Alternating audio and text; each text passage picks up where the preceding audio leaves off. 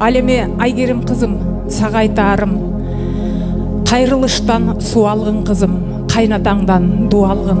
Бурулуштан суу алгын кызым, кайненеңден дуу алгын кызым. Ал эми күйөөңдүн ак чакасын кирдетпей, апапак кылып жууп тур. Каш кабагы бүркөсө, жакшы сөзүң айтып тур. Курсак ачып чарчап келсе, тамак ашын берип тур.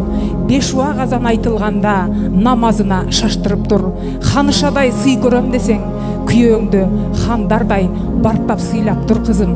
Мына бүгүн сен ушул түшкөн бүлөнүн эң бир баалуу мүчөсүн айланасың. Ушул үйдүн жакшысын ашыра көр, жаманын жашыра көр. Асты сыртка жаман сөз чыгара көрбө кызым. Жакынды алыстаткан эмес, алысты жакындаткан кыздардан бол. Үйүңдүн төрүндө дайыма күйөөң отурсун. Күйөөңдүн жактырбаганын сен да жактырба. Күйөөңдөн беуруксат эч качан өз алынча иш кылба. Күйөөңдүн таап келгенин сарамжал иштет, ысырапкорчулукка жол бербе. Эч качан киемин деп жаңжал салба. Эгер шүгүр кылсаң, жараткан сага 1000 мерте берет. Ошон үчүн дайыма үйүңдү таза карма, боюңду да таза карма. Жараткан берген ибадаттарды толук аткар. 5 убак намазыңа бекем бол. Жогорудагы мен айткандарды аткарсаң, жараткан сени бейиши менен сыйлар анык.